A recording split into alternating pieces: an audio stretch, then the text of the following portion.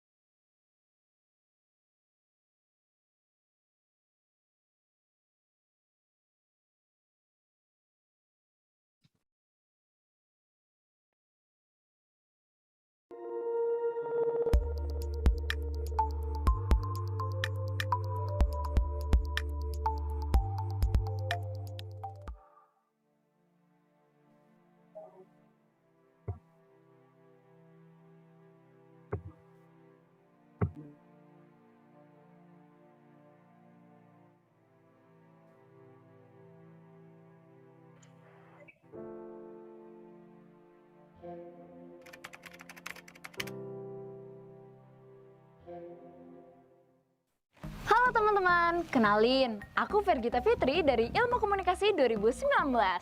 Di sini sebagai perwakilan dari Duta Kampus Universitas Bengkulu, aku bakal ngajakin kalian untuk menjelajahi kampus ini secara lebih luas. Yuk ikutan! Universitas Bengkulu merupakan kampus terbaik di Provinsi Bengkulu yang sudah didirikan sejak tahun 1982. Kampus ini terpencar di 4 lokasi yang memiliki total lahan mencapai 97,84 hektar. Kampus ini atau Kampus Kandang Limun merupakan kampus utama dari Universitas Bengkulu. Sementara itu, ada 3 kampus lainnya yang berada di kawasan Air Sebakul, Padang Harapan, dan juga Jalan Cimanuk. Universitas Bengkulu sangat peduli akan pelestarian lingkungannya. Tersedianya banyak lahan hijau dan juga danau di tengah kawasan kampus, menjadikannya sebagai lingkungan kampus yang terlihat sangat asri. Gimana? Sejuk kan? Karena memang tujuan awalnya dari pengembangan kampus hijau merupakan upaya untuk mengurangi pengaruh buruk terhadap lingkungan yang disebabkan oleh operasi kampus seperti penggunaan listrik, minyak, gas, air, bahan kimia, dan juga sumber daya lainnya. Dan hasilnya, kita pernah menduduki peringkat keempat se-Indonesia sebagai kampus hijau versi UI Green Metric 2010. Gak hanya itu aja, Universitas Bengkulu juga menduduki peringkat ke-214 dunia nih dari 516 universitas terdaftar versi UI Green Metric World University Ranking 2016. Tahun 2017 dan 2018, Universitas Bengkulu memperoleh penghargaan 10 besar atas keterbukaan informasi publik kategori Badan Publik Perguruan Tinggi.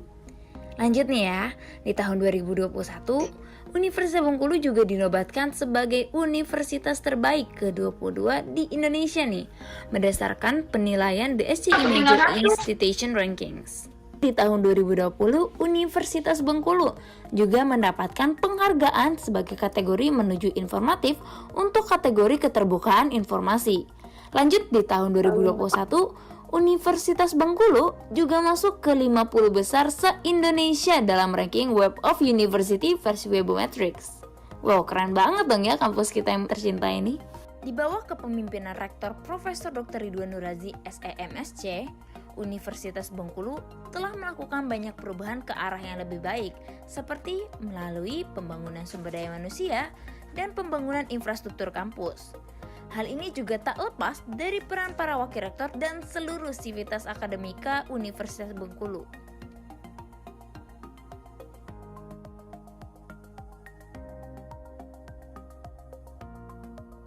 Dengan segala upaya dan kerja keras kita selama ini, tentunya untuk mencapai visi misi kita menjadi universitas kelas dunia di tahun 2025. Universitas Bengkulu memiliki 8 fakultas loh teman-teman.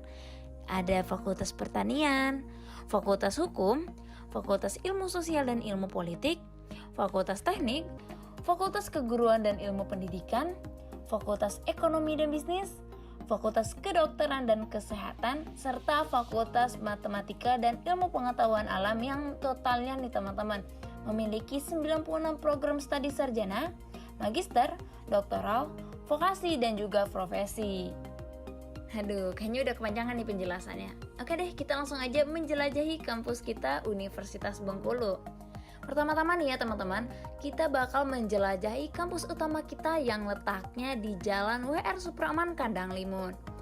Di kampus utama ini ada 2 gerbang masuk dan juga keluar loh. Gerbang masuk yang pertama ada di unit depan dan yang satu lagi ada di unit belakang. Tapi for your information aja nih ya, gerbang bagian belakang biasanya lebih ramai dan buka setiap hari. Tapi kalau di bagian depan biasanya buka di hari Senin sampai Jumat dari pukul 7 pagi hingga pukul 3 sore. Oke teman-teman, saat ini teman-teman sedang berada di gedung Fakultas Ilmu Sosial dan Ilmu Politik Universitas Bengkulu yang biasanya nih mahasiswa-mahasiswanya disebut sebagai mahasiswa yang kritis dan juga berjiwa sosial dong, sesuai namanya. Nah, kalau mahasiswa sini biasanya melakukan proses belajar mengajar untuk program S1 dan juga program vokasi di gedung Belajar Bersama 2 yang lokasinya persis di belakang gedung fakultas. Dan untuk program Pasca sarjana biasanya melakukan proses belajar mengajar di sebelah kanan gedung fakultas yang letaknya di gedung A. Nih kalau ngomong-ngomong gedung A, di samping gedung A Fakultas Ilmu Sosial dan Ilmu Politik ada yang namanya Danau Inspirasi yang biasanya dipakai untuk belajar mengajar bareng teman-teman. Ada yang diskusi bareng organisasi, ada yang juga piknik, bersantai ria, dan masih banyak lagi kegiatan lainnya ya. Dan ternyata nih tapi teman-teman, ada satu larangan, yaitu larangan untuk berpacaran di wilayah kampus. Karena memang sudah aturannya ya, untuk bisa menciptakan proses belajar mengajar yang lebih kondusif dan juga menciptakan generasi yang lebih unggul tentunya. By the way nih, di samping danau inspirasi ada danau lagi loh. Kok baik banget danaunya? Iya dong.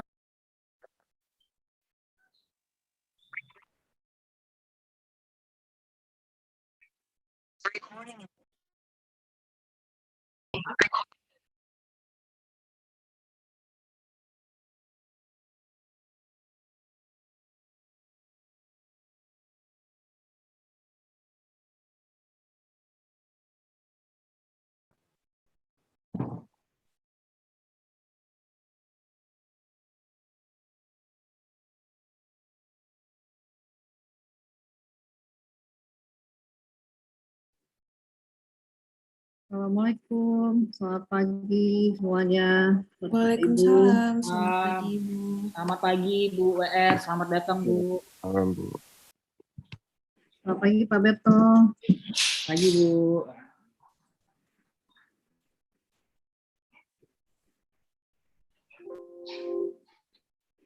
Saya udah standby ya dari tadi ya. Siap. Nah, ya. Bu Kepala Departemennya udah ada belum ya Bu Eka? Oh udah ada.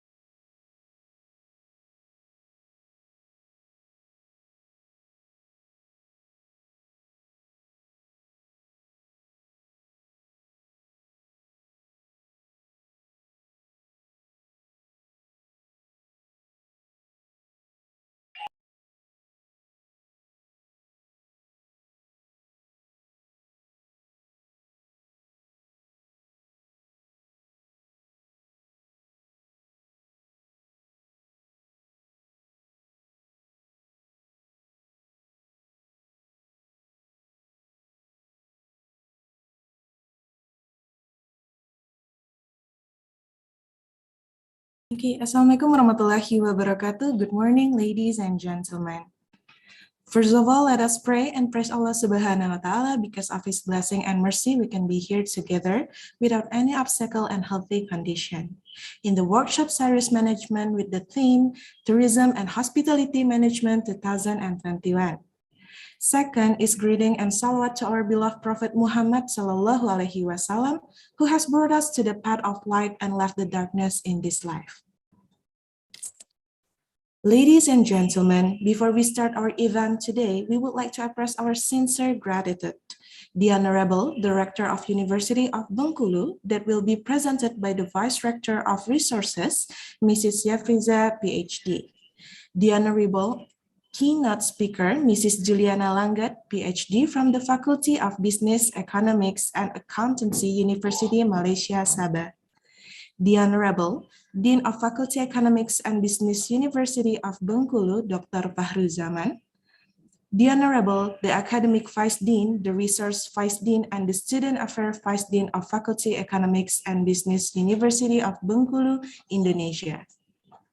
The Honorable Management Programs of Undergraduate graduate, and postgraduate at Faculty Economic and Business University of Bengkulu, Indonesia. The Honorable Head of Department Management from University of Bengkulu, Mrs. Seprianti Eka Putri, MSE. The Honorable Faculty Member College from the University of Bengkulu, Indonesia, and University Malaysia, Sabah. And lastly, our beloved participants. Ladies and gentlemen, it's been a great honor for me, Rahmita Anissa, to be here and welcome each and every one of you in our virtual workshop. Before we proceed, the agenda for our workshop today are as follows. First, opening. Second, sing the national anthem. Third, welcome speech. Fourth, reciting prayer. Fifth, photo session. Sixth, main event. 7, discussion session. 8, closing statement. 9, closing ceremony. 10, giveaway. Ladies and gentlemen, welcome to Workshop Series Management with the theme Tourism and Hospitality Management 2021. To begin the opening ceremony today, let's sing the national anthem Indonesia Raya. Ladies and gentlemen, you may please stand up.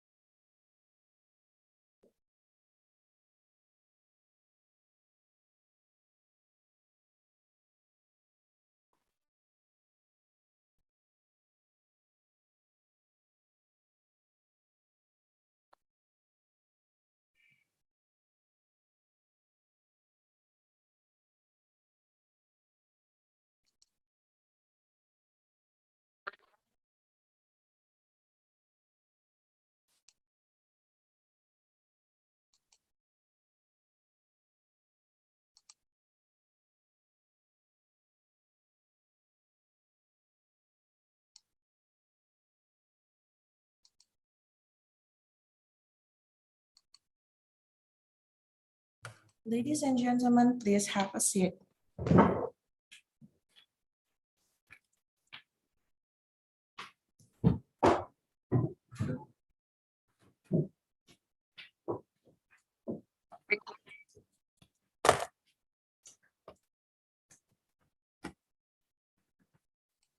I'm sorry that we have a technical function, but we will proceed our agenda.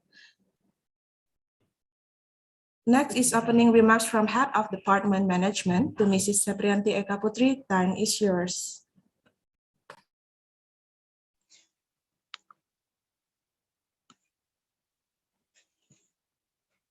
Bismillahirrahmanirrahim. Assalamualaikum warahmatullahi wabarakatuh.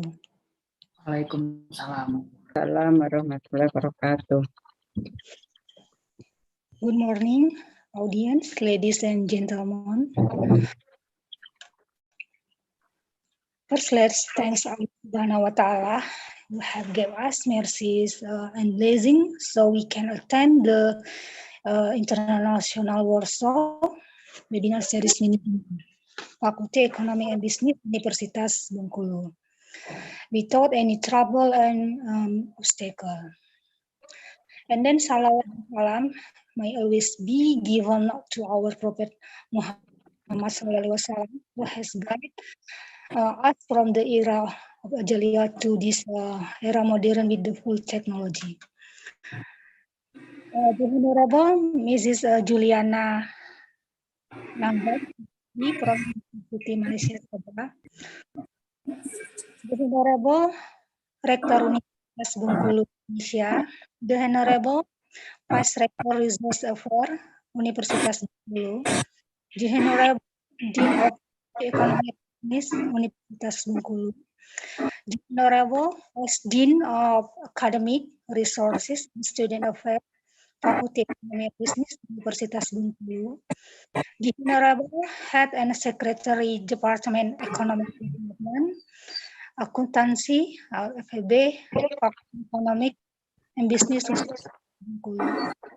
And also the Honorable all the committee and the Honorable all the lecturer, student and participants. It's my pleasure to welcome to Universitas Bengkulu, Madam Juliana Langgat from University Malaysia Sabah. How are you today? Doing good, yeah. On behalf of our faculty, once again, thank you very much for accepting our invitation. Yeah. Once Thank you again, for the invitations too. Yes, once again, I would like to thank for your kindly support today for this event. And also, I would like to welcome all participants for college student and have joined our management webinar workshop series today. Ladies and gentlemen, I'm sure that by attending this webinar, we will gain insight, useful information from the material that will be delivered by our speaker in this event. I'm happy that we will share information, discuss related to the tourism and hospitality management. And also I encourage all of us to keep attending the workshop session until the end of the event, because we will organize two workshops today. The first workshop is a tourism hospitality management, and the second workshop is Knowledge Innovation Industry 4.0. Okay, I'm delighted to welcome you to take part in the fruitful workshop, and I believe you all will feel enriched with knowledge after completion of this event. And I hope you all will have a great time. Finally, I ask the Vice Rector Resource Affairs Universitas Bengkulu, Madam Yepriza PhD, to officially open this webinar series management.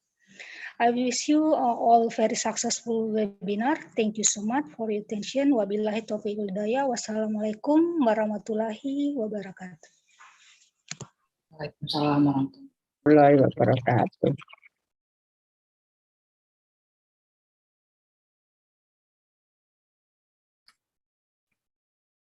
Thank you to Ms. Seprianti Eka Putri. Next is welcome speech from the Vice Rector of Resources, University of Bengkulu, Indonesia. To Ms. Yafriza, PhD, time is yours. Okay, thank you, Ramita. Assalamualaikum warahmatullahi wabarakatuh. Selamat pagi and good morning, everyone. I don't see the dean is attend here, right? So the Honorable, the Head of Department of Management, Ms. Seprianti Eka Putri, the distinguished keynote speaker, Ms. Juliana Langgat, PhD from University Malaysia Sabah, and all of the distinguished participants. A very warm welcome to the first session of the International Webinar Series with the topic of tourism and hospitality management. First of all, I would like to pass on the regards from the Rector of the University of Bengkulu, Dr. Retno Agustina Eka Putri, who, due to prior commitments, will be able to join us in the next session, as explained by the head of department that today's seminar, there are two seminar series for today. I would also like to express my heartfelt gratitude to our speaker, Ms. Juliana Langgat, PhD, who will be sharing her expertise on the topic for us today, and to all of you, professors and students from both the University of Bengkulu and University Malaysia Sabah for enthusiastically participating in this event. Okay, the outlook for the tourism sector remains highly uncertain. And tourism has been one of the fastest and hardest hit sectors of the economy as a result of the coronavirus disease pandemic. The COVID-19 pandemic continues to hit hard, with international tourism decreased by around 80% in 2020. And in many developing countries, arrivals were down by 80 to 90%. The UNWTO reports that the beginning of the year 2021 has been worse for most destinations, with an average global decline of 88% as compared to pre-pandemic level. Although the northern summer and autumn may see a significant improvement for some destinations, for domestic and regional travel. And domestic tourism is helping to soften the blow, at least partially. And governments have taken impressive immediate action to restore and reactivate the sector while protecting jobs and businesses. And many countries are also now developing measures to build a more resilient tourism economy post-COVID-19. And this includes preparing plans to support the sustainable recovery of tourism, promoting the digital transition, and move to a greener tourism system, and rethinking tourism for the future. While the hospitality industry is slowly recovering, the COVID-19 crisis continues to exert profound impacts on how hospitality businesses operate. Hospitality businesses are expected to make substantial changes to the operations in the COVID-19 business environment in order to ensure employees and customers' health and safety, and enhance customers' willingness to patronize their business. And our life and our industry have been deeply impacted by the pandemic and the global lockdown that came with it. The COVID-19 outbreak has presented unprecedented circumstances before the fragile tourism and hospitality industry.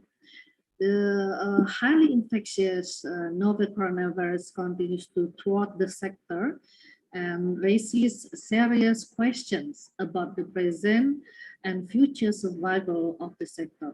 And it may change the management of tourism and hospitality industry. While flexible policy solutions are needed to enable the tourism economy to live alongside the virus in the short to medium term, it is important to look beyond this and take steps to learn from the crisis, which has revealed gaps in government and industry preparedness and response capacity, and coordinated action across government at all levels and the private sector is essential. So through this seminar, the participant is given a platform to gain expert knowledge, to improve communication skills, network with others, and renew motivation and confidence. And for the Department of Management and Faculty of Economics and Business in particular, and the University of Bengkulu in general, the international webinar series is a good opportunity to maintain our global network with other prominent universities from other countries.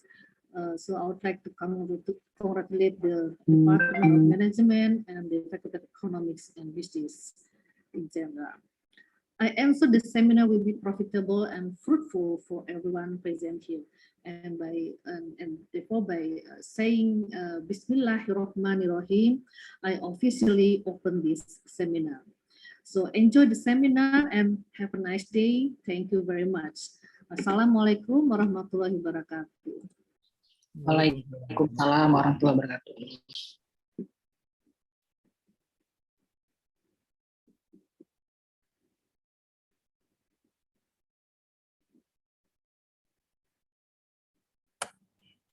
Thank you to Ms. Friza, PhD. Our next schedule is reciting prayer. To Farhan Mubarak, time is yours.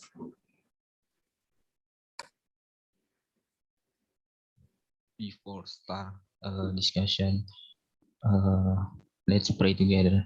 A'udzu billahi minasyaitonir rajim. Bismillahirrahmanirrahim. Alhamdulillahirabbil alamin. Wassalatu wassalamu ala asrofil anbiya'i wal mursalin wa ala alihi washabihi ajma'in. Hamdan na'imin, hamdan syakirin, hamdan yuafi ni'amahu wa yukafi'u mazidah. Ya Rabbana lakal hamdu kama yanbaghi li jalalikal karimi wa azimi sultanik. Allahumma inna nas'aluka salamatan fid din wad dunya wal akhirah wa afiyatan fil jasad wa ziyadatan fil ilmi wa barakatan fil rizqi wa tawbatan qabla al maut wa rahmatan indal maut wa maghfiratan ba'dal maut. Allahumma hawin alaina fi sakaratil maut wa najata minan nari wal afwa innal hisab. Rabbana zalamna anfusana wa illam taghfir lana wa tarhamna lanakunanna minal khasirin.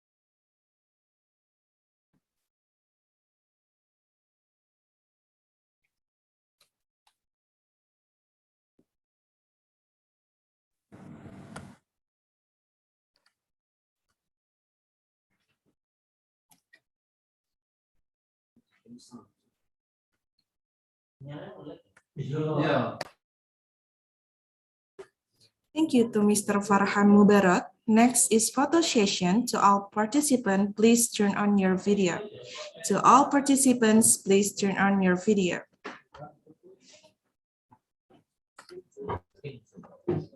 Okay, to all participants.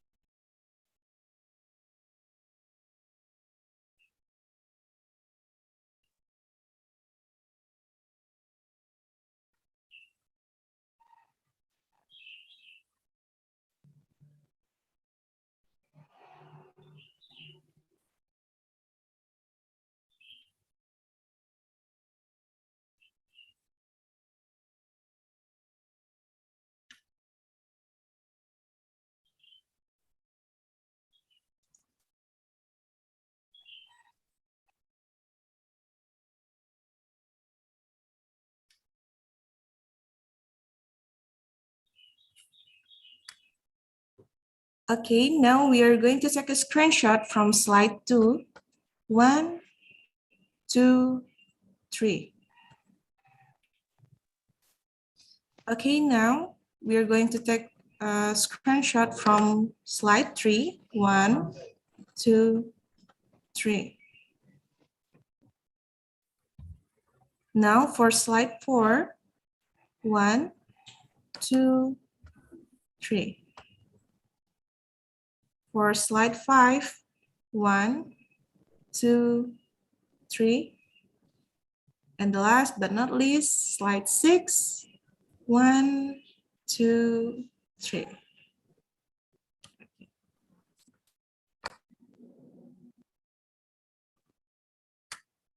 Ladies and gentlemen, introducing the keynote speech, discussion session, and closing statement will be led by our moderator today, Mrs. Seprianti Eka Putri. To Mrs. Seprianti Eka Putri, I will give the host to you.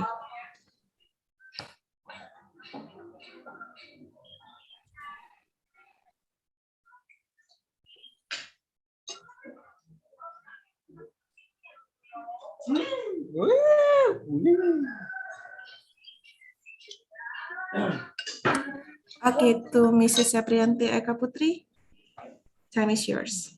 Okay. Thank you, Mita. Okay, good morning, ladies and gentlemen. May I have your attention? The workshop webinar series is to begin. Hello, Madam Juliana. Hello. Okay, welcome to International Workshop Webinar Series Management today. Thank you. Okay, first let me introduce myself. My name is Seprianti Eka Putri. You can call me Ibu Eka. Okay, I come from Department of Management, Faculty Economy and Business, Universitas Bengkulu. Okay, it's my pleasure to be a moderator. Yeah, I'm glad to welcome all participants to this workshop. Okay, before we listen to your presentation material session, allow me to introduce our speaker to the audience. We have a present online and Zoom and offline. Okay, Juliana Langgat, is a senior lecturer from Hotel Management Program, Faculty of Business, Economic, Accountancy, Universiti Malaysia Sabah. She has excellent educational qualification, Bachelor Science, Hotel Management, program from University Technology Marah, Malaysia, and Master Degree in Hospitality Management from University Technology Marah, Malaysia. And she has obtained a PhD in Management Study, from the University of Exeter. It's one of the best university in the UK. Juliana Langgat has 11 years of teaching experience with various subjects such as sustainability development, hospitality management, restaurant management, event management, and she has many publications, including international journal reputation, policy paper, book, and also proceeding. And then she is also a consultant at Sabah Electricity SDNB Head di Malaysia, Ministry of Tourism, Sabah Ministry of Tourism, Lembaga Kemajuan Ikan Malaysia, Worldwide Allied Federation Sabah. Okay, Madam Juliana, do you want to share screen material yourself or will be shared from here? I will share it myself from here. Okay, all right. Okay, you will share this material, please. All right, sure, thank you. All right, can the host give me the ability to share my screen? Okay, wait a minute.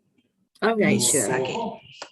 All right, so while waiting for the host giving me the permissions to share my screens, first of all, I would like to thanks everyone, okay, especially from the University of Bengkulu, okay, especially from the management's department, right? And then to our Mrs. Seprianti, okay, Head of Department Management, Dr. Yefriza, Vice Director of Resources of University Bengkulu, deans, academic staff, staff and students of Universiti Bengkulu. Thank you for the opportunity that been given to me okay, as for today, to participate and to join the webinar series that organized by your university. It's a honor and it's a pleasure that I can be with all of you today this morning. Yeah, and on behalf of the university and on behalf of my faculty, okay, our dean sent his regard, okay, to every one of you this morning, right?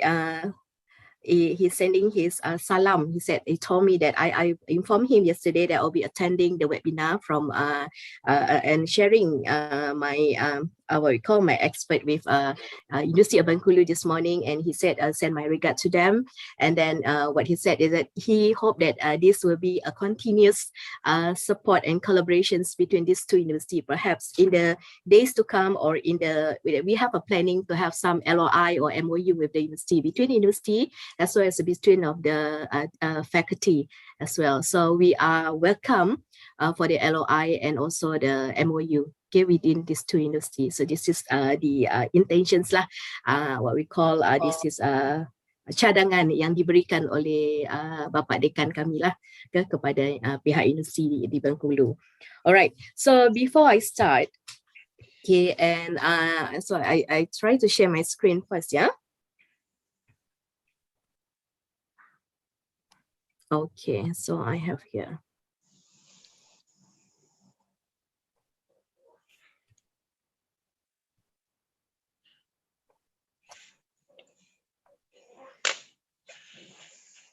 All right, so I hope everyone can see my screen now. Yes, it is visible. All right, so thank you so much. So once again, so okay, I've been given the topic on talks on regards to this what we call tourism and hospitality management. Yeah, and as you know that as being what we call is being briefed well by our we call Ibu Ika just now. So basically, as you know that my background is hospitality management. Yeah, so basically I'm from Universiti Malaysia Sabah. As you know that this is one of the what we call local university in Malaysia, right? So I've been with Universiti Malaysia Sabah, has been introduced by our Miss Head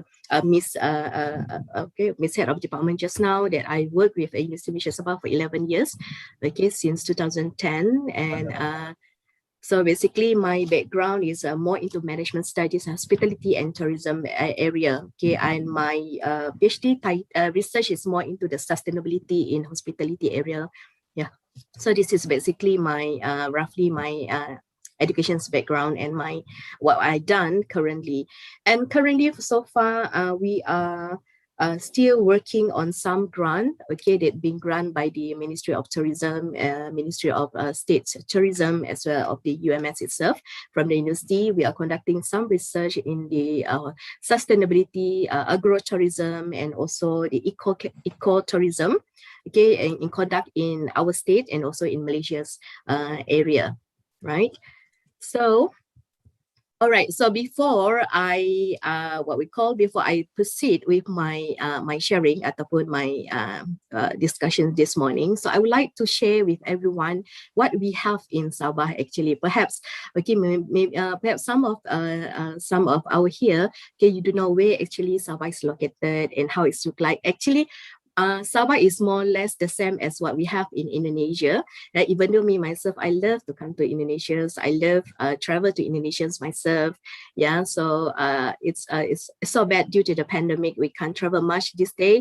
In fact, I do have some intentions traveling to Indonesia last year. In fact, I bought a ticket as well.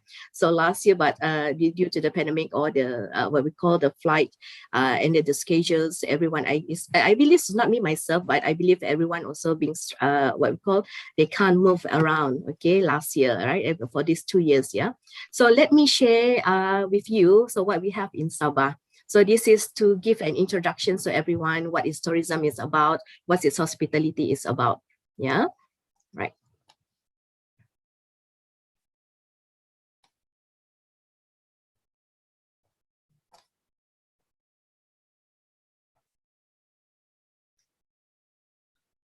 Is the voice, can you hear the voice of the what called the video? Can I check with someone?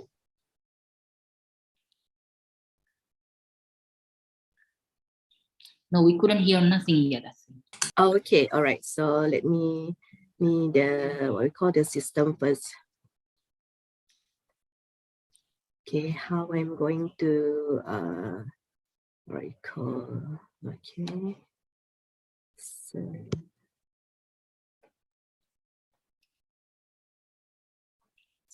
Place to do business. is it? What? Masi, can you hear the can you hear the sound already? Yeah. It's audible now. All right. Okay. Sure. Thank you.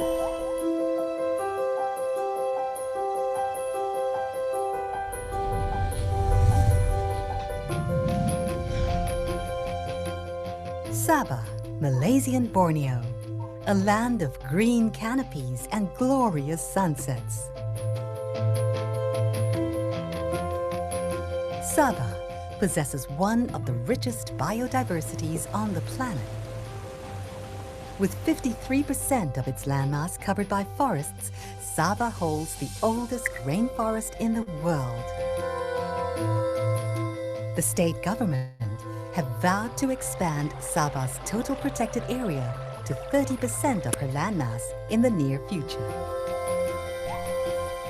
Here are Sabah's invaluable natural resources, sheltered in vast conservation areas. It is in these undisturbed forests where curiosities, such as the world's tallest tropical tree, can be found.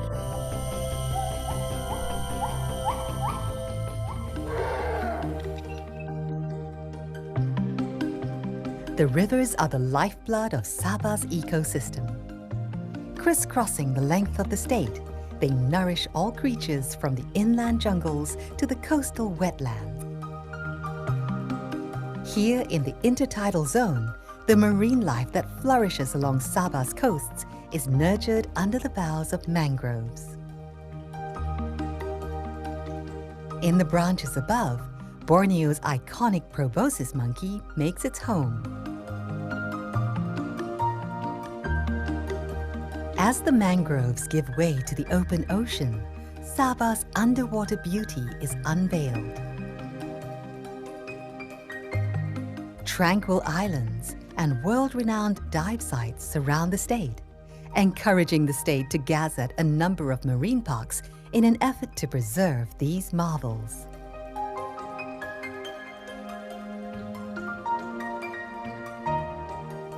Visitors to these spectacular sites are accommodated by high-quality resorts set in extraordinary vistas.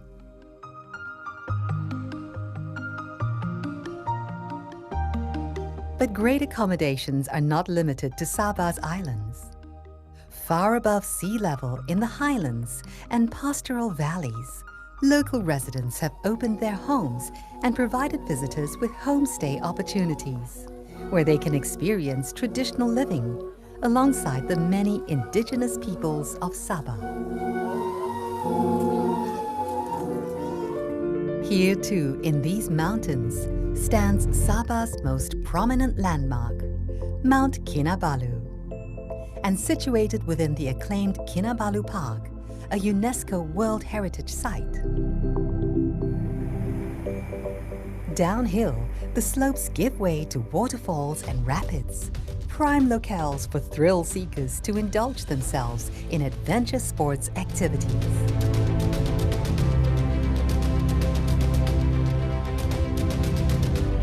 For those in search of more leisurely pursuits, Sabah offers breathtaking golf courses that span a myriad of biomes. From the upland valleys to the lowlands of the coast. The coastal towns and cities built along the rim of the state are where the majority of Sabah's people make their home, each hosting their own peculiarities and attractions.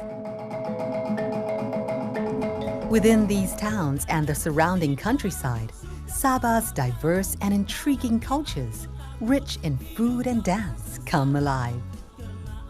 A glimpse may be witnessed in the yearly festivals and markets held across the state. From the Tamu Bazaar of Kota Belud to the smaller Sunday fairs of Gaya Street, convened near the modern comforts of Kota Kinabalu, the capital city of Sabah. Here in the gateway of Sabah, quality accommodations, shopping areas, and food outlets abound. It is a thriving, ever-developing city, as much a venue for pleasure as it is a great place to do business.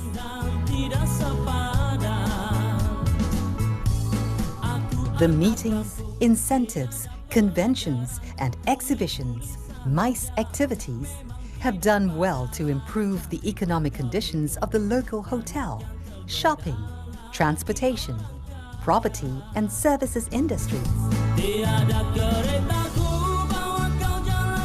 spurring the construction of Sabah's first world-class convention center, built to host any international event and cater to the growing number of expected visitors. Bukannya aku tidak suka sama kamu, tapi aku takut hidup kau kan sengsara. Karena aku cinta, aku lepaskan kau sama orang lain. Sabah, Malaysian Borneo. Savor the sights and sounds of a land blessed with natural wonders and cultural heritage. A destination that promises to leave a lasting impression. Nanti kau menyesal tiada guna.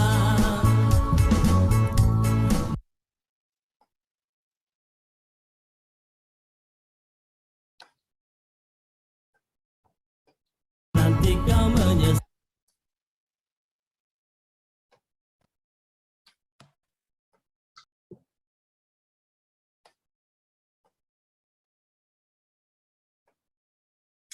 All right.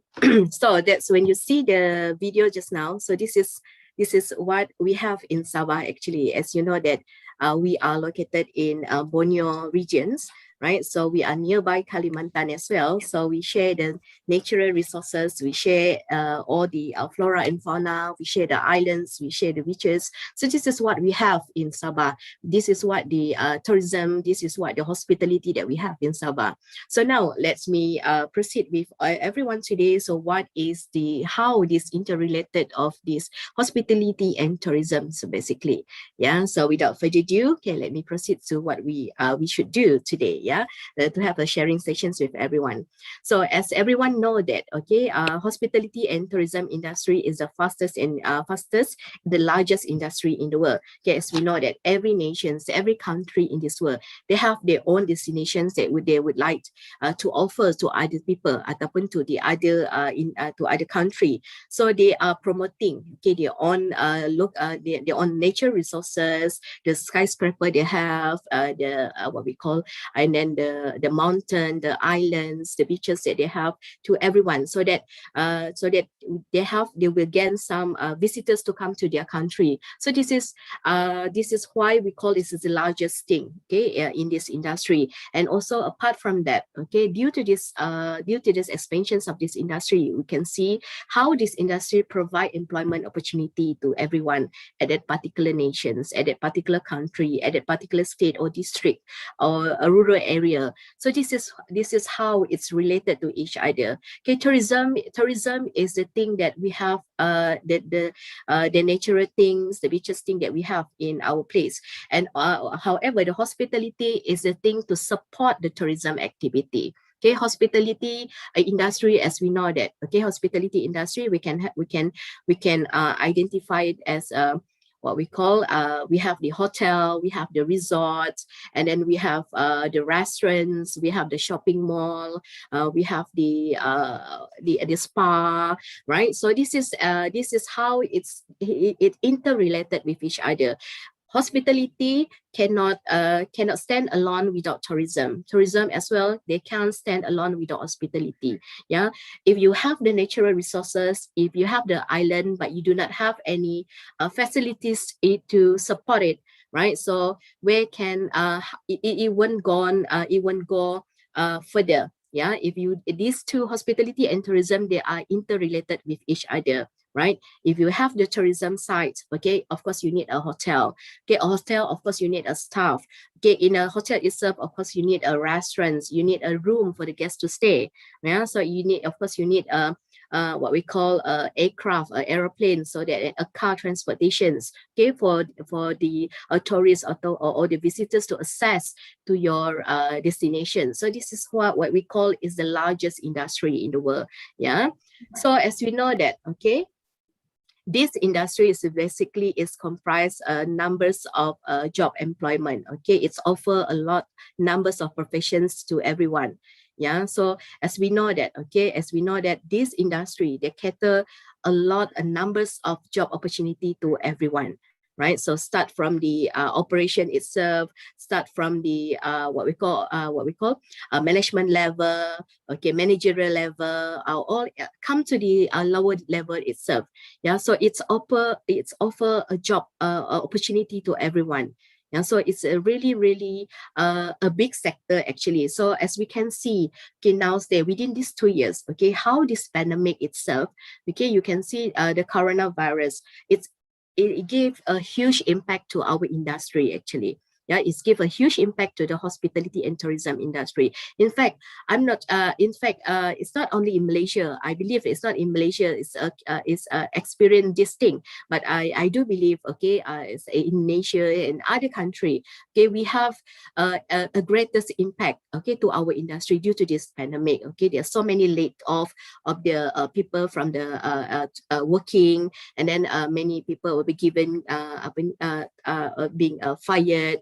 All right, this kinds of thing due to the economy, the organization itself cannot sustain, okay, due to this the impact of the pandemic, okay, to this industry. And then in Malaysia itself, especially in Sabah, okay, we receive a numbers of news, okay, there's a hotel just opening on, right? Somehow it's a closing down, okay, due to the pandemic. Okay, numbers employee is being let off. Okay, they can't pay the wages, they can't pay the salary. Okay, so the worst they can do adalah they give some incentive to the employee. Yeah, so this is how, okay, this is how the current situations affect the hospitality and tourism industry. All right, so in hospitality and tourism industry, basically, okay, we have front of the house, we have back of the house. Okay, front of the house means that we are meeting people, right? So it start from the, for example, okay, front of the house, we're meeting people.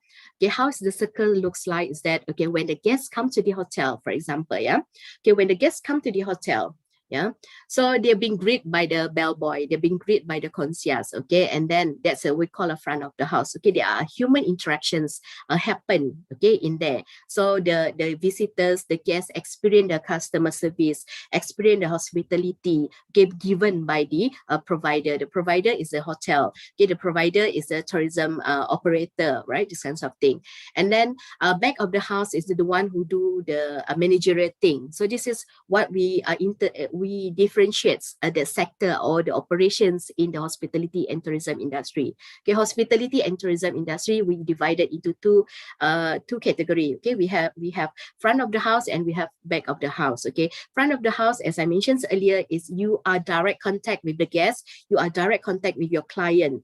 Okay, you give a direct services, right? If the back of the house, these people are doing the managerial thing, doing the operations thing, okay, before they deliver the service to the guests.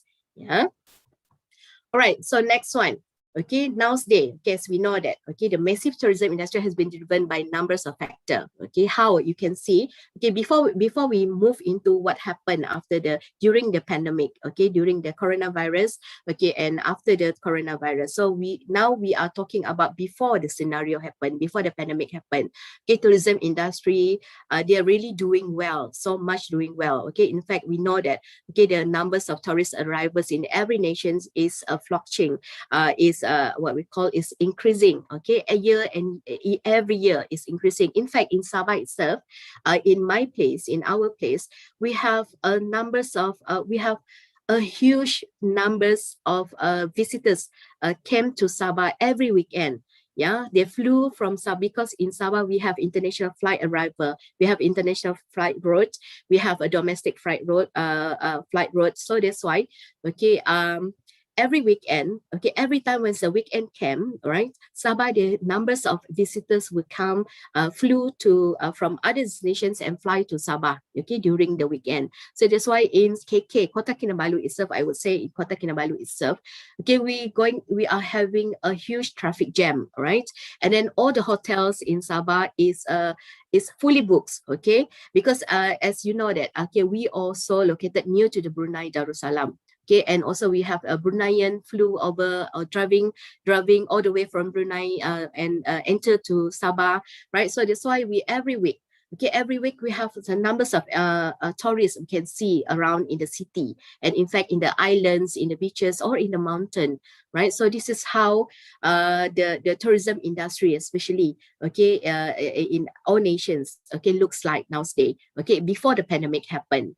Right. So why this is how this tourism sector is booming, expansion. So what caused them actually? Okay. So what the most important the most what we call the understood reason that we know that okay how this industry is doing well is because of the growth in real income. Okay. Now say we can see okay every household. Okay, every household, semua in the family, okay, both husband and wife is working, okay, as compared to the previous those years, okay, only husband is working, and nowadays is both husband and wife is working, and you can see how the increment in the household income. Yeah, so they have extra budget, they have the extra income, and it's contribute them, okay, it's what we call lead them to go for a travel. Okay, it's contribute them to influence them to travel. So this is one of the most important reason. Okay, is the extra income in the family. Yeah. So and also, okay, as even though the under the spouse in the household is not working, all right, so nowadays everyone is doing some business, online business, so they have extra income.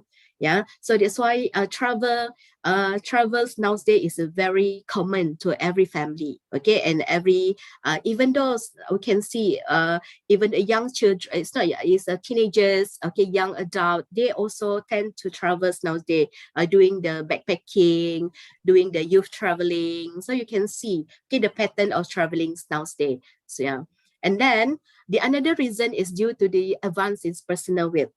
Yeah, and express in the ability of individual to this because they can cater themselves more than enough, right? So nowadays people, the family can cater themselves more than enough. Okay, they are managed to do well with their own basic needs. Yeah, as I mentioned earlier, they do have extra income. That's why they are traveling. Okay, because of this factor, okay, it's influence the growing in tourism industry. Yeah, so another another factor that contribute okay how this industry is growing is because of the leisure time. Yeah, so nowadays people are working more flexible, okay, flexible hours in working.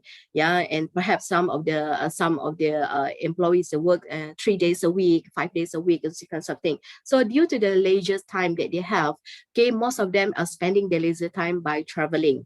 Yeah, so this is why this is one of the contributions why the industry is becoming the expansions of this industry nowadays. And also due to the peace among the nations, we can see nowadays again. Nowadays we have all the nations. We are in what we call in good situations. We have the stability in our politics, in our what we call in our nation. So that's why it's encourage people to travel nowadays. And also, it's also due to the freedom from administrative restraints on international travel. There's no restrictions so much. It's no tight procedure to travel nowadays as compared to before. Yeah, nowadays everyone can travel. Nowadays everyone can fly nowadays. Okay, in fact, we can see. Okay, if you browse into the internet, if you browse into the internet, you can see there's a lot of packages offer. There are a lot of promotions offer to certain destination. Yeah, so this why this is contributes to this the growth in this tourism industry. Yeah, the currency exchange market nowadays. Okay, perhaps some of the people they prefer traveling to those destinations that have the lower currency exchange. Yeah, this is in order to experience that particular destination. And also due to the expansions of efficient transportations nowadays, okay, as compared to before, okay, nowadays we have a lot of promotions in airlines, okay, we have cruises, okay, we have a bullet train, okay, and then we have good facilities, infrastructure, right, railways facilities, we have a road facilities nowadays, very good. So this encourage people to travel nowadays. Now, so this is why nowadays people love to travel, to enjoy a destinations is due to these kinds of factor. Yeah, so this is basically most of the study done by this Walker 2014. Yeah. All right, so as everyone knows that, okay, as I mentioned, as you see the video just now, okay, when you see, in fact, just now when we start our webinar just now, okay, our technical team, okay, you play a video about Indonesia, so I feel fascinating, okay, and feel very amazed with the video is being, so this is how, okay, people view the hospitality, okay, this is how people view the tourism industry, yeah, because when you see certain places, okay, you will see, oh, I would like to go there. When you see some food being captured, okay, I would like to try these kinds of food. So it's fascinating. Yeah, hospitality industry is a very exciting places. Okay, if you're the one who love to meet people, if you love to travel, if you love to if you love to get to know culture, okay, meeting new people, okay, learn a new language, new culture. So hospitality industry and tourism industry will suit you. Yeah, in fact, you yourself, even though you're not in this area, this industry, what I mean is that you're not doing what we call work in this industry, but you enjoy this industry as visitors. Yeah, so it's fascinating actually, and it's fun. Okay, in this industry, it's fun actually. Okay, in fact, me myself, before I joined academic, I work in the industry. Okay, I work in the hotel industry. Yeah, so I love working in the hotel industry when I was young before. Yeah, because when you work in the hotel industry, okay, when you work in the tourism sector, you meet numbers of people. You meet foreigner. Okay, you learn their language, you learn their culture. Yeah, so and you feel very and when you see them, the visitor come to your place, okay, they also enjoy the culture. They try to adapt to they try to learn about new thing about the places. So you as the frontliner of the hospitality and tourism industry, frontliner of the tourism and hospitality, you are the ambassador of your country actually. Okay, you are the key person, you are the spokesperson of your industry, okay, of your country. Okay, you meet this foreigner, you meet the client, you meet the guests. Yeah, so you introduce them, okay, about your country. You introduce them, okay, about the food that you have in your country. So this is very fun actually. Yeah, so and also it's offer a competitive pay. Yeah, of course. Okay, hospitality and tourism industry, it's offer a competitive pay as well. Yeah, so that's why most of the young people, okay, young people nowadays, okay, they love to work in the hospitality and tourism industry. Yeah, because of the pay they receive. Okay, the staff ataupun the employee who work in the hospitality and tourism industry, they're giving a certain they're being given a quite what we call a good wages actually, okay, to work in this industry. If you work in international in other countries, okay, where is the pay is according to the currency exchange, so it's much higher as well. Yeah, and also it's offer advancement opportunity.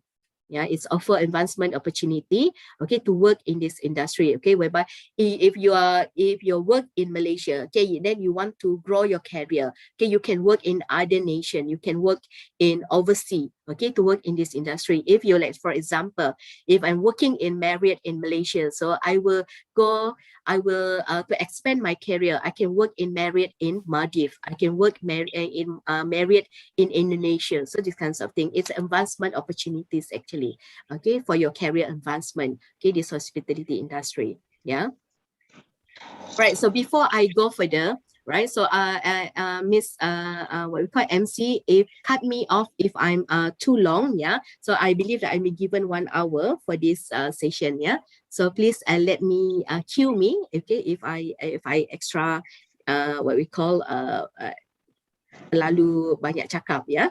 Alright. So, Okay, Miss. all right. So next one, we go into characteristic of the hospitality industry, right? As I mentioned earlier, this industry, okay, is a very huge industry, okay? This industry, they open 365 days a year. This industry never sleep, actually. Okay, they open every day. Okay, they work 24 hours a day. Okay, they 7 days a week. Okay, this industry never sleep. Okay, when I have my student, okay, I'm asking them, okay, why are you enrolled to this program? They say, I love to work in this industry. I love to work in hotel industry. I love to work in tourism industry. They said, okay, but this industry is working 365 days a year. Yes, they said, but we experience new things every day. Work in this industry. They said. So this we can see. Okay, this industry is a very, very excessive the operations, so yeah, because it's open 365 days a year. Okay, that's why it's come sustainability issue come in this industry. Okay, how this sustainability issue need to be what we call to be taken care of, okay, because of this industry. Yeah, then we go further about this later, right? So sometimes, okay, those in those senior position, okay, those who work in managerial level, okay, in the hospitality industry, most of them has worked more than 10 or 12 hours a day, okay, because we have every day, we have new guests coming every day, we have new guests coming check in every day into hotel, okay, into the resort. Yeah, that's why we need to offer we need to work we need to work open daily. We work 24 hours a day.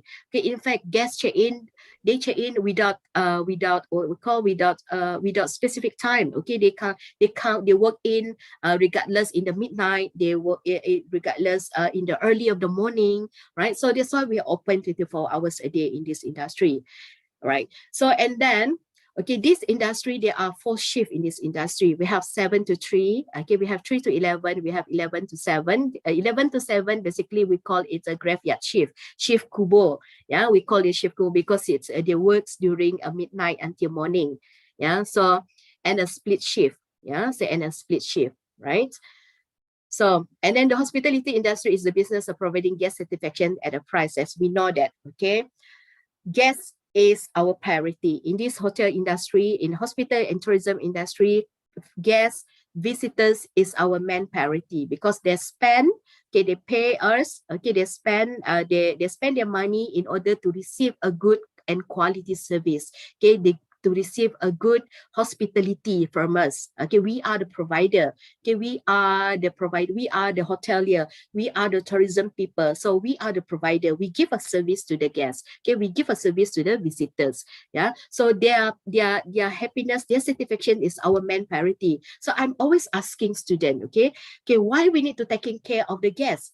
Okay, I'm always asking. So I love asking students promptly. Okay, why we need to taking care of the guests? Yeah, we need to taking care of the guests because we want them to come back. Okay, we want our guests to come back to our hotel. We want our guests, we want our visitors to come back to our country. We want our visitors to come back to our state. Okay, because when they come back, when they return, means that they are very satisfied with our services. They're very satisfied with the facility that we have in our hotel. They are very satisfied what we have in our island, what we have in our beaches, in our resort. Yeah, when they come back, means that their revenue is come back to us. The money is come back to us, means that they are revenue for the hotel. They are revenue for the resort. They are revenue for the tourism operator, and the revenue for the nation. So this is how the economic impact. Yeah. So this is why hospitality and tourism industry, they're very taking care of their visitor. They are really taking care of their guests. Okay, because they want the guests to come back to patron again, to come back to their destination. Okay, because that's the money generations. Okay, that's the economic generations to that particular destination. Yeah. All right. So next one. The characteristic of the hospitality industry is very intangible. Okay, hospitality industry is a very intangible. Why? Okay, this is because the product should be made at a particular time. Okay, should be consumed at a particular time. Yeah, you cannot giving the service, okay, at the according to that what you want, but you need to deliver the service according to when the guest is want it. Okay, by the time guest is check in to your hotel, so you need to deliver a service, means that you need to register, you need to entertain them. Okay, well, you need to ask them what types of room they want, right? So when they want to how long they want to stay in your hotel, so this kinds of thing. So this need to be delivered during that particular time. Okay, it's a very intangible, right? So the service is very intangible. It need to be consumed on that particular time. It's different from the physical product. Service is very different from the physical product. Hello, if a physical product, if you buy, like, for example, if you buy your McDonald's, you can eat it. You can eat your McDonald's at in evening time, even though you buy it at noon time, but you can consume it in evening time. But for the hospitality industry, for the tourism industry, it's very different. Once the guests buy your service, okay, you need to deliver the service directly on that particular time. Yeah, you need to deliver them on that particular time.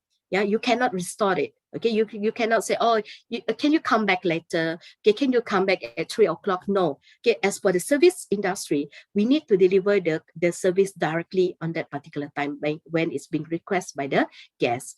Yeah, so it's explain. This help to explain why the product is also perishable. There is a room a meal not sold tonight cannot be saved or sold tomorrow. Okay, this is how. Okay, as I mentioned earlier, hospitality industry, tourism industry is open 365 days a year.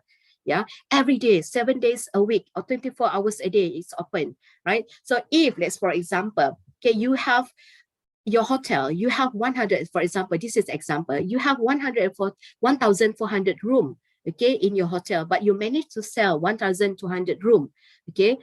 In these 2 days, you manage to sell 1,200 room today. Okay, so means that's your revenue. But how about 200 room that you can't sell today? So it means that that's a loss for you. You can't receive that revenue for that 200 room, right? So as I just to share with you, okay, hotel industry, especially hospitality industry, they close their account every day. Okay, hotel industry, they close their account every day. What they earn today, they're going to report today. Okay, what they lost today, they're going to report today. So everything, room is the product that is a very perishable. Okay, so if you have 500 room, you need to make sure that you are selling 500 room today. Okay, if not, you're going to get lost. Okay, means that you can't maximize your revenue. Okay, you can't maximize your profit, right? If you are not managed to sell your room on that particular day. Yeah, because we open 365 days a year. Yeah, so this is how the unique of the hospitality industry. Yeah. So one other unique characteristic of the industry is to consider is the variable inherent within those who produce and consume. Okay, that's why. Okay, hospitality and tourism industry, they really train their staff. They really train their employee how to deliver a good service, how to deliver a quality service to the guests. Okay, this is because, as I mentioned earlier, okay, those employee are the key person, are the spokesperson, are the ambassador of the hotel, because they are the first and the last impressions made by encountered by the guests. Okay, this determine by the guests whether they want to come back or not for the future visit. So this is a very important why hospitality industry is very important. Okay, as me myself, as I mentioned to all of you, I love to travel to Indonesia. Why? Because I feel welcome when I travel to Indonesia. Yeah, I love Indonesia hospitality. Yeah, so this is how we want people to feel, okay, about our country. This is how we want people, our guests, our visitor to feel about our nation, because we want them to feel welcome at our place. Okay, and that's why I always every year or every once in 2 years I will repeat my traveling to Indonesia, because I love to go to Indonesia. So this is what we want to other guests. Okay, to other visitors, we want them to come back, right? It's not only me, okay? It's not only me, but I do believe other visitors also, they love to come to Indonesia because of the Indonesian hospitality. Yeah, so this is what we want in our what we want in our what we call in our employee. Okay, those who work in hospitality and tourism industry. Yeah, because when they come to our nation, when they come to our country, okay, they bring the money. Okay, they bring the money, means that they are happy with us, they're satisfied with the previous visit, they come back to our country, means that they're happy. So they're going to spend. So there's economic growth in there. So we want this to be continuously. Yeah, this is very important. Yeah. So next one, we go to benefit and prospect of the tourism. Okay, as I mentioned, international tourism, okay, is a very largest. Okay, as same goes to the hospitality industry. Okay, it's a very world most nation. Okay, every nations. Okay, they are rely so much into the tourism. Okay, into their tourism activity. Okay, there is no nation atau there's no country in this world they are not highlighting their tourism sector. Right, because some of the country they are rely so much into their tourism activity because it generate the profit into their nation. Okay, they give economic growth to their nations actually, so they are rely so much.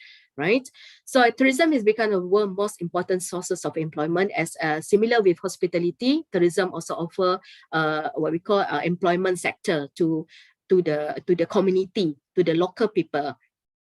Yeah, and also its investment in infrastructure. When you see, okay, when you see when there's a growth in tourism sector, okay, you can see the growth, there are development in the certain area. You can see infrastructure is being built up, school is being built up, and then airport is being built up, restaurant is being built up. You can see how this tourism play a very vital role to develop a nation. Okay, whereby where the infrastructure is being developed, where the building is being developed, the education system is being developed, and also the other areas being developed because of this tourism sector. Okay, we can see how it's a multiply effect of this tourism. Yeah, and also it's provide government with substantial tax revenue. Okay, these tax are earned by the nation. It can be used to develop the country. Okay, this is the benefit of the tourism sector.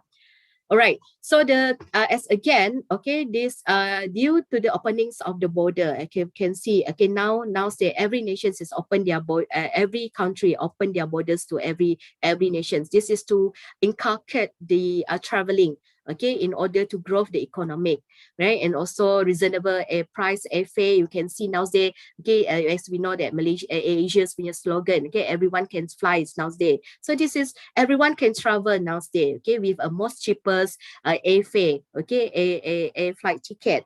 Yeah, so increased number of people with more money and time. Okay, as we discussed in previous in early sections, that nowadays people have more extra income, more extra time to travel. So, and this is how it's influenced and urge people to travel nowadays. Okay, lagi nowadays we can see it's very easy. Okay, everything in our fingertip. If you want to see, okay, I would like to travel to let's say for example, I would like to travel to Malaysia. Then you can browse Malaysia, what we have in Malaysia, right? So you can directly, you can you can purchase your ticket online. This kind of nowadays it's a very easy, right? So we have the technology advancement can assist this traveling pattern.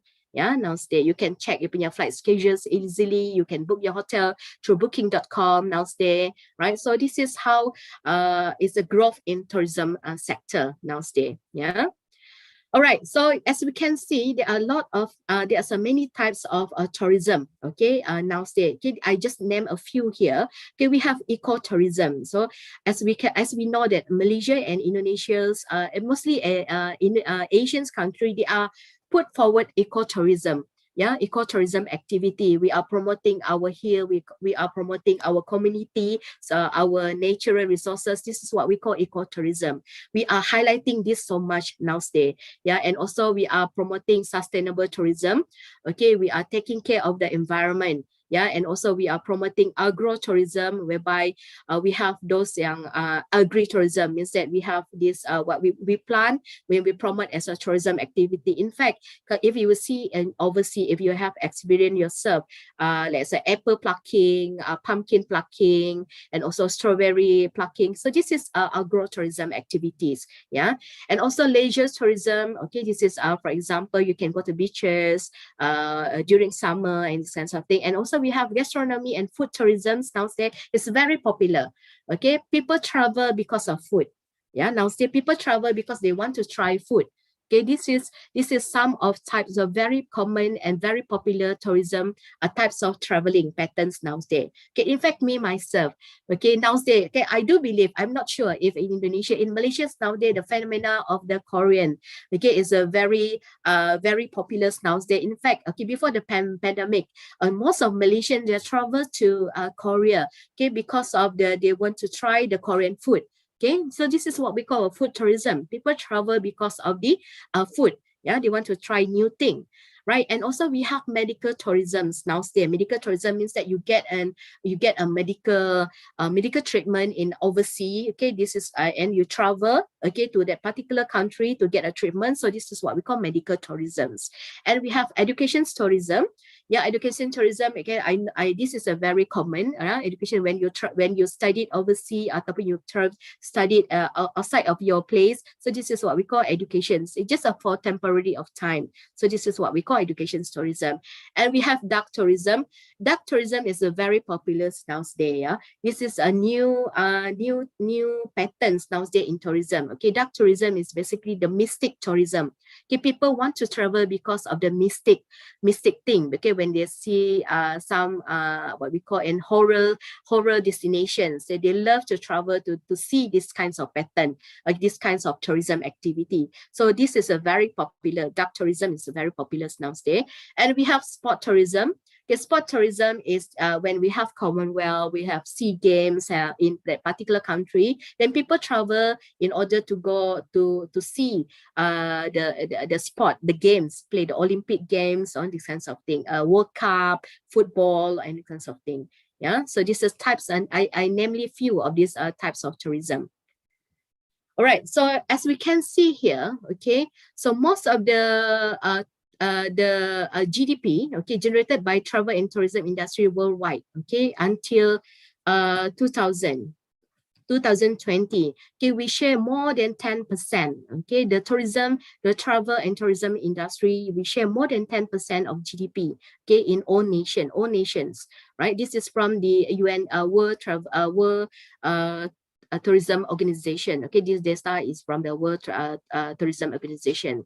Okay, this is how we can see how tourism industry and hospitality industry play a significant role in to contribute a GDP to certain destination, right? And also, okay, this is a tourist arrival by 2019. Okay, we can due to the pandemic, right? Due to the pandemic, as you can see, as I mentioned earlier, as we shared earlier, okay, pandemic hit so much to our industry. Okay, pandemic coronavirus hit so much to our industry. Yeah, we have a dropping in our tourist arrival from 2019. Okay, we can see here. Right, so we are dropping numbers of tourist arrivals in 2019 as compared to the previous years. Yeah, so we are, but nowadays, okay, we can see nowadays, people, every nations, okay, after everyone get vaccinated, everyone get their vaccine booster, the government encourage people to travel again. Okay, government, every country encourage their people to travel again. This is to stimulate back the economy, to restarting back the economy of the nations. Yeah, and then also it give the employment sector to open back the employment opportunity to the local people. Yeah, if you can see here. Yeah, travel restriction in response to COVID-19. Okay, this is from 2020. In all nations is in a black, in a red colors. Means that the travel ban and the quarantine. People can't travel starting last year. Okay, because all nations have closed their border. All nations have the travel restrictions. So this is how bad the pandemic hit the nation. Actually, they hit the tourism and hospitality sector. Yeah. So, and also due to the pandemic as well, we have employment losses. Okay, many people get let off. Okay, many people can get any job. Okay, many people are suffering. Okay, during this 2 years pandemic, you can see how it's dropping. Okay, the employment is dropping. Okay, in the travel. Okay, especially in the tourism and hospitality. Okay, with the numbers of job people being not getting job is dropping, yeah, within these 2 years. We're hoping that, okay, we now are currently, we are restarting back all the nations now is currently restarting back the tourism, and we're hoping that everyone can get back their employment, can get back their job, yeah, so that we can grow our economy back, yeah. All right, and also it's not only that, we also have, yes. Yeah, I'm sorry, we have 5 minutes left. Maybe we Oh, can okay. start answering the question from the chat box. All right, okay, sure. All Okay, right, so we have a question from Prof. Lizar Alfansi, Professor Lizar Alfansi. This Okay. Ms. Langgat, what is the economic impact of COVID-19 on Sabah tourism? Post-COVID-19 tourist behavior will change in the future. People are concerned more about the safety of destination. Will Sabah tourism bounce back quicker since it offers a sustainable tourism? All right. Thank you for the questions. Yeah. So, what is the economic impact on the Sabah tourism? Okay, as we know, okay, Sabah tourism, Sabah tourism get a huge impact due to the pandemic. Okay, due to the pandemic itself. Yeah. Okay, as you know that Sabah is one of the most visit destination in Malaysia. So we are having a bad economic for the Sabah local people. Yeah, on that in these 2 years. Yeah, and also how's the traveling patterns change. Okay, this is what I'm going to share with you. Okay, let me share back again this screen. Right, so in order to answer this question. All right, so now say during the pandemic, okay, people get anxiety to travel. People get anxious about the pandemic situation. Yeah, okay, this is from my previous. This is the study that I'm conducted this year, and I presented in a global tourism conference. Okay, this is some of it I found. Okay, with my other researcher. Okay, people get very anxious in traveling. Okay, they are very worried when they travel. Okay, they are really concerned about the virus might affecting them. So this is the thing that we as what we call as a tourism and hospitality people need to really reconsider how to need to taking care of these kinds of behaviors nowadays. So this might cater some studies need to be done in order to cater this issue, anxiety due to this pandemic in traveling. So this is the new behavior of the tourists nowadays. Yeah, so this is I would say that the anxiety attack nowadays is basically happen, okay, into the tourists to the visitors nowadays. Yeah, they are very concerned about their traveling, okay, when they travel, right? All right, since tourism bounce back quicker since offer sustainable tourism. Yeah, sustainable tourism nowadays is a very we are very highlighting a sustainable tourism nowadays, okay, because as I mentioned earlier, due to this economic due to this industry is growing faster. Okay, it's come out of the issue of a carrying capacity and also the impact to the environment. So most of the policy that we have nowadays is we need to really emphasize on sustainability practices, regardless in hospitality sector, regardless in hotel, regardless in the restaurants, regardless in any area, okay, of the hospitality and tourism. We are emphasizing sustainability practices, green practices nowadays. Yeah. All right, so another question is, based on your experience, can you explain different concept of hospitality and tourism management between developed one compared to undeveloped one? All right, so as we can see, developed one and undeveloped one, we can't compare it much, yeah, because every nation, they have their different unique of what they offer. Yeah, every nation have their own destination they offer to the visitors. Okay, for example, what Indonesia have might be not what we have in Malaysia. So we have our own unique city. Okay, we have our own different. We have our own specialty. So every nation have their own specialty, and also the tourists also have their own preferences. They have their own behavior. Okay, they have their own preference that they want. Okay, perhaps they love this. They love this food from this particular nation. Okay, they love to see to enjoy natural resources in this particular destination. So we can't compare much. Okay, in terms of what each nation offer. Yeah, but what each nation do is they are offering what best they can offer to the tourists. Okay, because the most important thing for every nation is to stimulate the economic growth. Yeah, to create a job opportunity. To what we call to sustain the to sustain the what we call the economic growth in that particular destination. This is, I would say, yeah. So to the little knowledge that I have, yeah. So this is basically I would respond to these kinds of questions, yeah. Because some tourists, okay, they love go to most to the skyscraper destination. Means that we have what we, yeah, in Arab we have destination, we have the skyscraper building, we have the what we call, we have apa namanya, we have a shopping arcades. Okay, some tourists, they love to go to natural resource, natural destination. They love to go to island hopping. They love to go to mountain. So we have a different thing actually that we offer in each destinations. Yeah, we can't compare much actually. Yeah. All right. So that's I would answer this lah. Yeah. Yeah. Okay, Miss Miss MC, is there any questions more? Okay, I will get it back to the moderator, Miss. Okay, Miss Setrianti Putri, time is yours. Okay, thank you so much, MC. Okay, thank you so much, Mrs. Langgat. I hope you all enjoyed this amazing presentation. Yeah. Okay, thanks for answer this question for the great presentation. Yeah, it was the pleasure to have. Can I have one quick question, Miss Juliana? Yes, please. Yeah. Thank you very much. First of all, I would like to say thank you for giving such a nice speech. And I also graduated from Exeter University.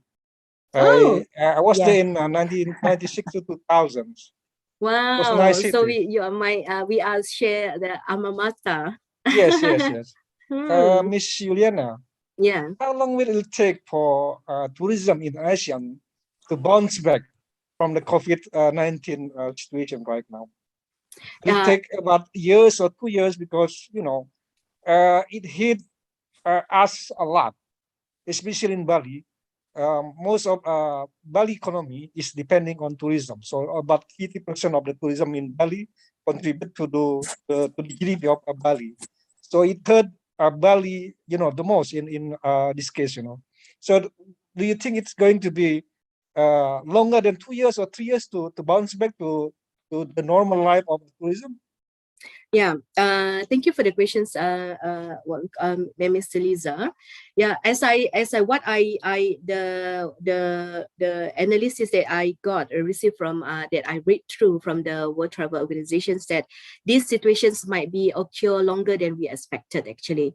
So we need time to recover, fully recover. In fact, we can see now these 2 years, okay, the cases still increasing, even though they see some pattern of dropping, but the cases is still they're still increasing. So due to the, as long as this virus still there, okay, we might take more time than expected to recover this industry actually. So that's why we as a nation, we as that particular country, okay, we need to come out with the strategy, okay, how we ourselves need to stimulate back our tourism and hospitality sector actually, okay, regardless whether you want to stimulate among the local people itself, or you want to try to open by using a travel bubble, okay, according to a destination, and this nation with the mutual agreement with that particular country, and then but it must be followed by very restrictions. Okay, the SOP need to be followed tightly, okay, in order so that you want with that particular when you open your border to other country, okay, there might be tendency the virus can be spread as well. So you need to really taking care, or ataupun to what we call, to oversee with a very strict SOP first before you try to open your border to other country. Yeah, that's why travel bubbles nowadays, people most as Malaysia, for example, they try to put this initiative, okay, try to come up with the travel bubble. okay, with certain destination. As if I know, actually, I would like to share just now in my slides that okay, Malaysia and Indonesia, they have the agreement to open the travel bubble destination with these two destinations, these two countries. Okay, they try to encourage a traveler from Indonesia to come to Malaysia, Malaysia come to Indonesia. So, but we until this date, we're not sure yet how to what extent the process is doing now. Yeah, in fact, now we are open the borders to every nations now. Yeah, but for each nation, for each country, they themselves need to come up their own strategy. But as the whole nations, as a whole nation, this coronavirus, we can say that it might be longer than we expected. It might be, it cannot be in 2 years, 2-3 years. Yeah. Okay, thank you very much. Yeah. So can I say something about this one? So, yeah, please. Yeah. So thank you so much, Juliana and Professor Lizard. Apart from working as academician, Professor Juliana is also a very nice cook, really. We share a very good moment together when I was in Exeter, and then Juliana was a very, very good host, actually. So that's why she knows very well about how the industry hospitality works in this particular case. And then I guess in the future itself will be more than ready to open up the economic and especially for the industry sectors. So again, thank you so much, Miss Juliana. Thank you. I just want to say that. Thank you. Thank you so much, everyone, for your time. Yeah.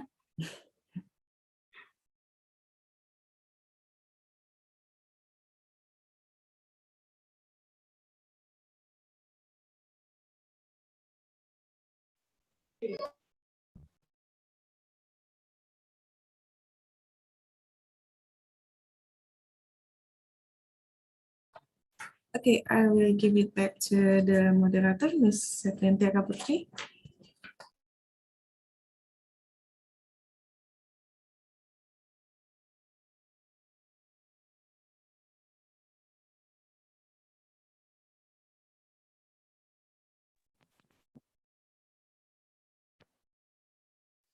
So we will probably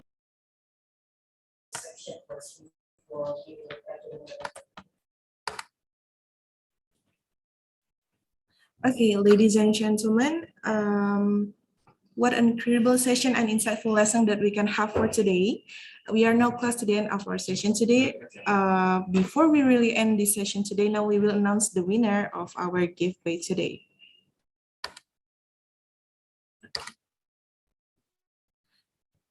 First, congratulations to Prof. Lizar Alfansi. And next person is congratulations to Mr. Sri Aji Prabawa. Okay, congratulations to all winners for today. For further information related to the gift directly, just contact the committee of the event today.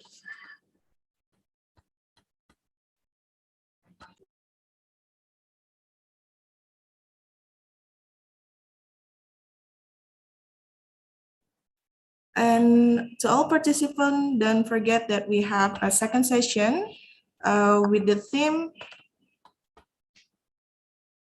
with the theme Workshop Series Management with the theme Knowledge Innovation Industry 4. Okay. Our next session is the delivery of certificate from University of Bengkulu to Miss Juliana Langgat, PhD. Thank you so much. Thank you, University of Bengkulu, for the invitations. Thank you, Faculty of Management, for the invitations. Thank you, everyone, once again. thank you so much, Ju, for your kind attendance here. Thank you, Beto, for the invitations. Okay, thank you so much, Juliana Langgat. Thank you, Ibika. Yeah, you have a good presentation, a great presentation in this webinar today. Okay, see you. So I was just wondering about one thing. So is it okay for us to initiate a kind of potential collaboration in the future, right? So it doesn't necessarily related to the MOU, but it will also a starting way. But maybe if one of our faculty member would like to collaborate with for example, with you or maybe the other faculty member in University Sabah Malaysia, that will be nice, I think, in the future, right? So that could be a good starting point for all of us. So what do you think, Juliana? Is it a good idea? It's a very good idea. Actually, it's, in fact, nowadays, the university is encouraged to have a partnership with the overseas university, especially our nearby nearby countries. University. Okay, it's a very good collaborations. Perhaps it also can lead to the exchanging of the staff, the Yes. students mobility. So that's why our dean encouraged that if we can have these kinds of collaborations in the future, right? Perhaps both this university can discuss, okay, what should in what way we can contribute to each other. Okay, perhaps collaborations in grants research, perhaps collaborations in conference organizing, these kinds of thing. In fact, UMS itself, as I mentioned, we do have some collaborations of some University of Andalas, we have University Padang, right? And then we have Sekolah Tinggi Tarakan, these kinds of things. So this is some of the collaborations that we have with Indonesians now, and we love to extend more collaborations with others university in Indonesia. We welcome collaborations from University of Bengkulu, as what being mentioned by my dean. In the future, perhaps we can initiate some collaborations. All right, that is so nice, really. So also one more thing, please hand over my greeting to Mr. Evan Lau. So he's the editor-in-chief in International Journal of Business and Society, right? So I got a text from him, and he was also about to initiate a kind of collaboration with us, especially for the postgraduate program. So maybe we can again to reinitiate that idea in the future. Dr. Evan is my good friend as well. He's from nice. University Malaysia Sarawak. It's next to Sabah. We are good friends as well. Okay. It's a good to have collaborations with you. Both Sabah and Sarawak collaborations of Universiti Bengkulu is a good thing. Okay. All right then. So for all of the participants, please be remember that we will have the next session from Professor Muhammad Hafiz Naim, and this program will be opened by the Rector of University of Bengkulu. And then please be aware that we will use the different Zoom links. So I guess you already have it from the WhatsApp group. So after this session, we will move to different Zoom link. All right. Again, thank you so much, Miss Juliana, and I wish you all the best with your future endeavor. And then we'll see you soon, very soon in the future. Right. Bye-bye. Thank you, everyone. Thank you. Bye. Thank you. Thank you so much, Have a everyone. good day. Thank you, We are Miss so sorry MC. for any mistake. Wassalamualaikum warahmatullahi wabarakatuh. Don't forget that we have a second session with theme Knowledge Innovation Industry 4.0 at 10:30. Okay, Thank you, Bu Eka. Thank you, Rahma. Berto, Pak Berto. Thank you, Prof. Thank you, Pak Rizar. So, kita akan pindah ke Zoom sebelah. Linknya sudah ada, saya rasa. So, okay, so let's just stand by. Prof, hadir lagi Prof ya, yang second kedua ya, yang sesi second session. Ganti kamar ya Pak Berto? Iya Bu, ganti kamar Bu. Jadi ada Linknya yang udah di satu dikirim? lagi. Linknya udah ada di grup manajemen, ada grup FEB ada. Oke, ntar dilihat. Ya. Pak Abdullah, Bu Nurna, makasih banyak Bu sudah hadir Pak dari Belum di-share loh Pak Berto. Oh, belum di-share ya? Saya share ulang ya Bu ya. Makasih. Share ya. Iya Bu Nurna. Kita share ulang di grup FEB untuk link kedua. Makasih banyak ya. Siap. Makasih Bu. Makasih Pak. Ya, makasih Bu Nurna, makasih Pak Abdullah, Bu Isma Koryanata, makasih banyak udah hadir. Bapak Ibu dari Universitas Samratulangi, makasih banyak juga sudah bergabung. Oke, untuk moderator rasanya boleh di-share dulu linknya di chat box untuk yang kedua. Nanti setelah itu baru kita pindah ke kamar Zoom yang satu lagi.